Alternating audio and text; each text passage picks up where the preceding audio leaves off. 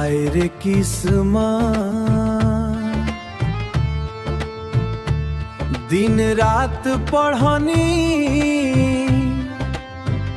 माई बाप के सपना सजनी,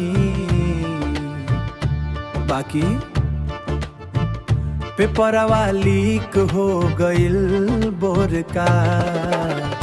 गजब के सिस्टम बा कि नीट के पेपरों लीक जाता बा, गरीब के सपना रो रो के टूट जाता बा। माई आधा पेट खा के हमके पढ़वले रहली, रिजल्ट आवे से पहले खेले हो जाबा। रात भर जागी के नोट्स बनवनी, आँखी में लाखन सपना सजवनी। बाबूजी खेतवा बेच के फीस भरले, तब जाके हम शहर पढ़े आईनी।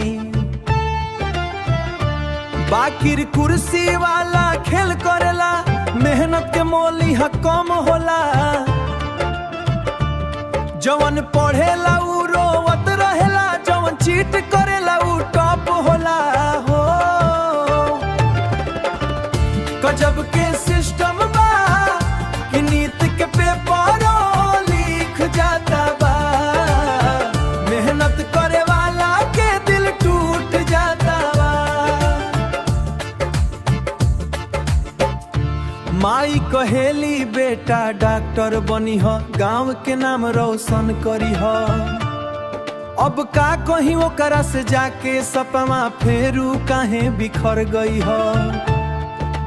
कापी से ज्यादा यहाँ सेटिंग बोले, साच से ज्यादा पैसा डोले। हो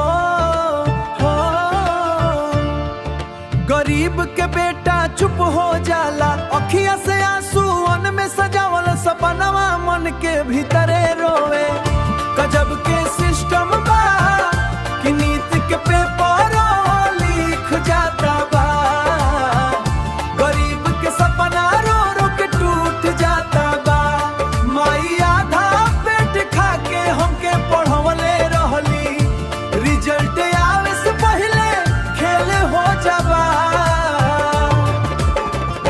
ए सरकार सुन ल पुकार, युवा मत होखे लाचार। मेहनत के हक वापस करा, ना टूटे अब केहू के संसार। रहिए जीरा।